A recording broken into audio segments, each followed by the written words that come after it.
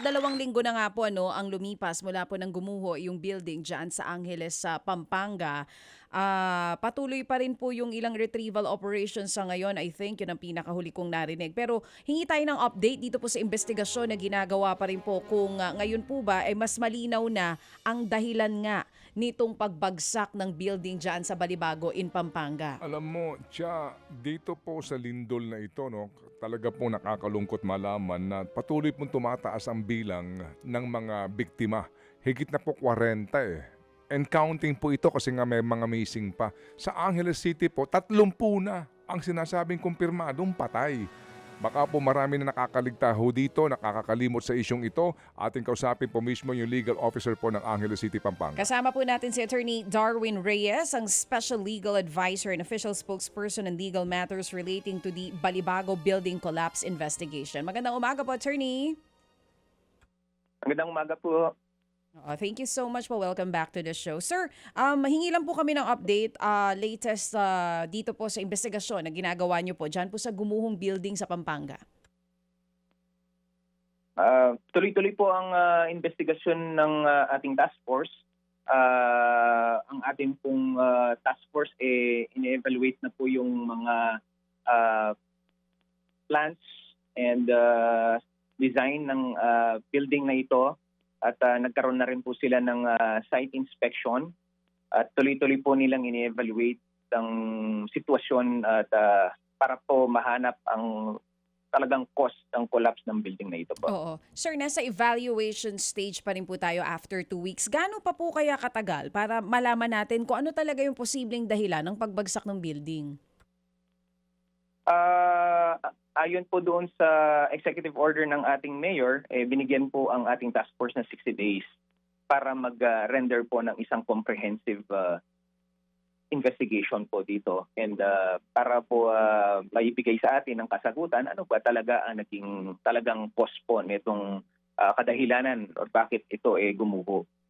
Pero within this period na 2 linggo, meron na po ba mga bagong impormasyon kayong nalaman tungkol sa possibility ng pagguho ng building that you can share with us po?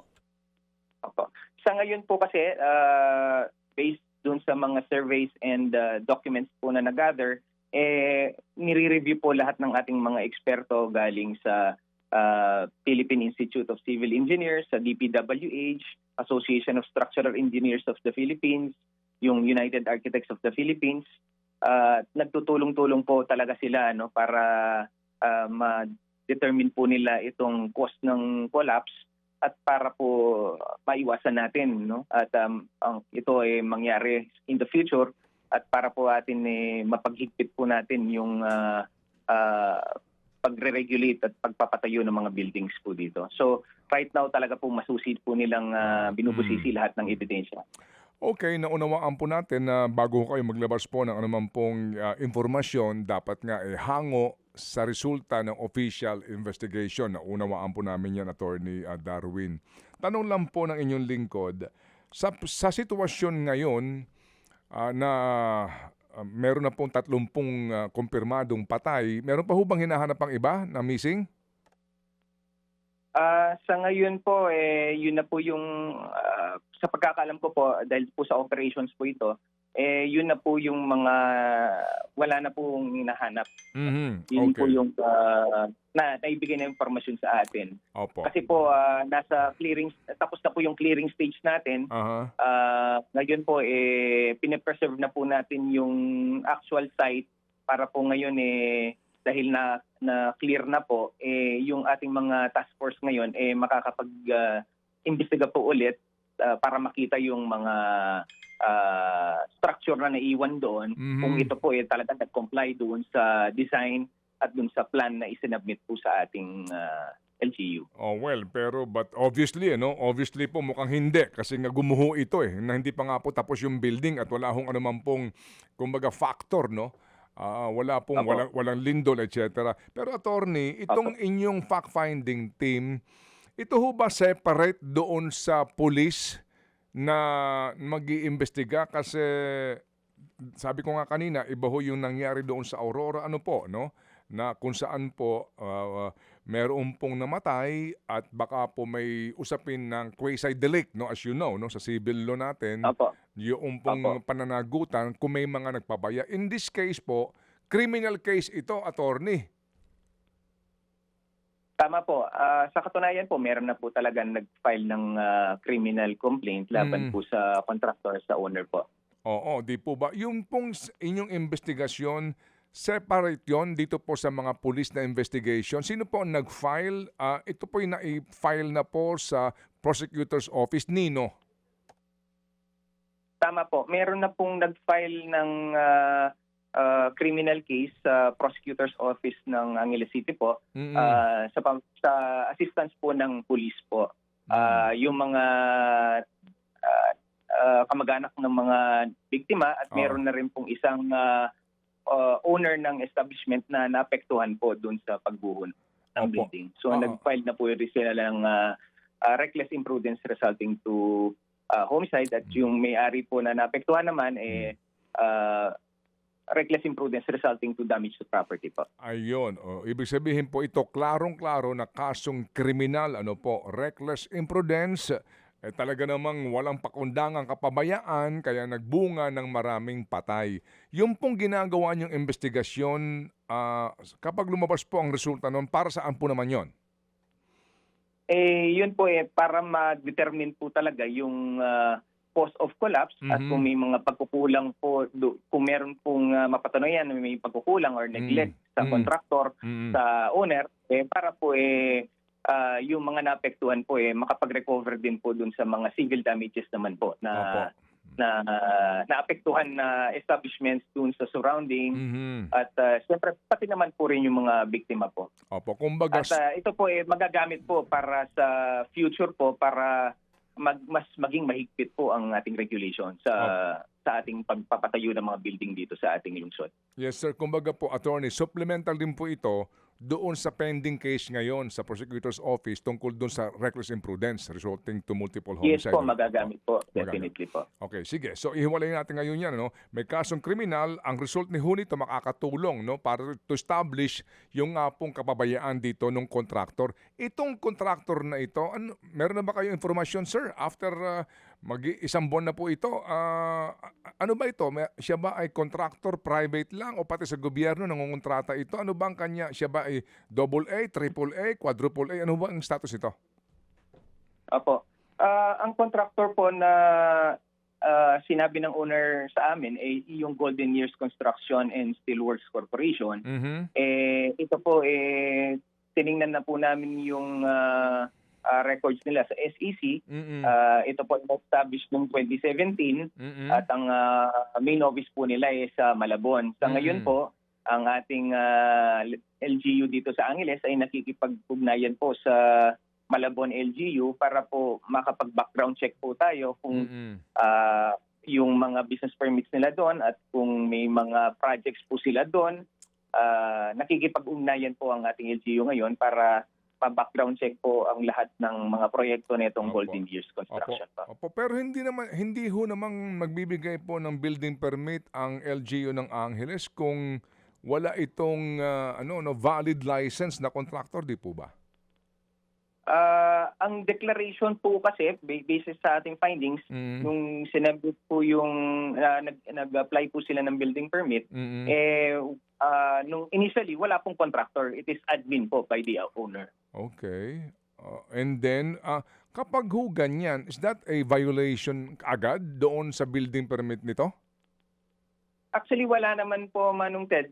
Pinapayagan naman po yan na by admin.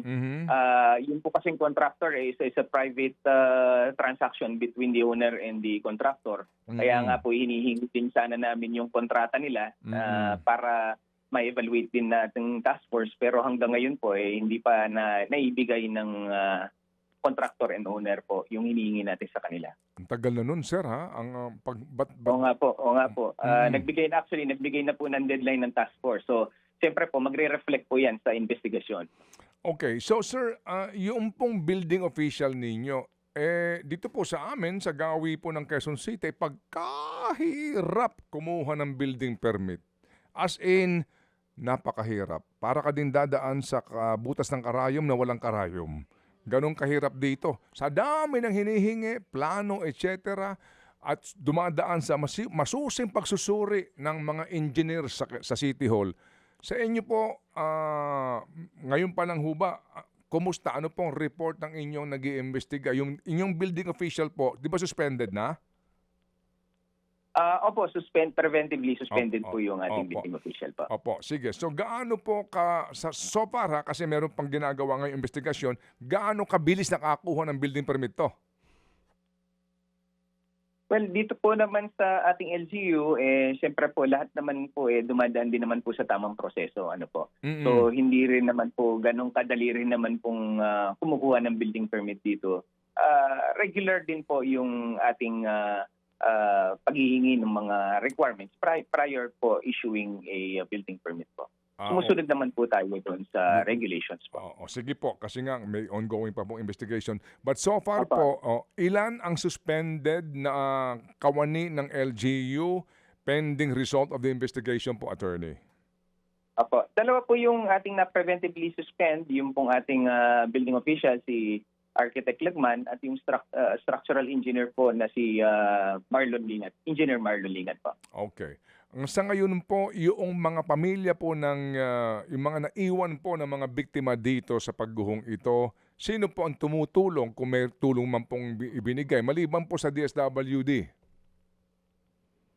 Opo, ang LGU po nagbibigay po ng assistance ang ating city social worker at kaantabay po ang DSWD po. Oo. Yung pong building owner, anong pangalan po ng building owner on record, sir? Ang building owner po is si Ernest Jackson Lim po. Okay. Saan siya residente? Taga Manila po siya . Di ba ang ginagawa dyan, hotel? Hotel po, opo. Oo. So, on record, saan siya resident? On record po sa Quezon City po. I'm sorry. Quezon City po, on record. Sa Quezon City. At ito ba ay sole proprietorship? Wala ba siyang kapartner ng taga-Angeles? Wala po sa record natin. Wala po. Opo. So, yun hong may-ari ng building, pati yung contractor, may naitulong ba sa mga pamilya po ng biktima dito? Sa pagkakaalam ko, dahil nakipag-coordinate naman po, sa pagkaalam ko, meron na rin po silang naibigay na tulong po yata. Hindi pa po kumpirmado as of now, pero sa pagkakaalam ko po, dahil po nung nag-meeting kami noon, sabi nila talagang sila willing na tumulong dito sa ating mga biktima po at sa pamilya ng mga biktima po. Opo. Yung pong kasong isinampa, meron ba kayong ideya ano na pong status? Napatawag na ho ba ng preliminary investigation po yung piskal? Sa ngayon po wala po akong informasyon after the filing. So inaalam pa po natin kung nakapagbigay na po ng subpoena ang ating Fiscal's Office sa mga respondents po. Opo. Wala pa hong lookout bulletin para po dito kay Ginoong Ernest Jackson Lim o maging doon sa contractor po. Ang pangalan daw po ng contractor isang, ano pong pangalan? Ang nakalagay po sa general information sheet ng Golden Years, ang stockholder doon ay isang Johnson Koo, Joel Koo, Jefferson Koo po. At meron pa po silang dalawang kasama. Oo. Na Johnny Reyes and Johnny Reyes pa. Okay, sige po. So, sir, yung pong lookout bulletin, yan ho ba tingin nyo, attorney, makakatulong para lang masiguro po na hindi po mag-aalisan itong mga taong ito sa Pilipinas kapag ho nagkaroon talaga ho ng masusing investigasyon and eventually nga po kaso sa hukuman? Tama po, opo. Kaya po ang ating Office of the City Prosecutor nag-request po kaagad sa Immigration at sa Immigration at sa DOJ po para ma-issue nga po yung lookout bulletin po. Opo. Ano ho bang inyong balita, attorney? Naglabas na ho ba ng lookout bulletin po ang DOJ? Inaabangan pa po natin, wala pa po tayong natanggap po based dun sa request po natin sa Fiscal's Office po. Okay, sige po. Ngayon po, nagki-clear kayo dyan sa lugar, city government ang gumagasta dito, hindi yung kontraktor o may-ari ng building. Tama po. Nung isang araw po nag-request po tayo dun sa owner and contractor na magpadala ng mga dump trucks at backhoe, which is nagpadala naman po sila. Oo. Ano yan? May refund Para ba kayo po sa... mas lalong mapabilis po yung ating clearing operations. Kasi ang hirap dyan, pera pa ng bayan ang ginagasta sa kanilang pagkakamaling ito. Ano yan? Meron kayong refund sa kanila? Will you claim damages po, attorney?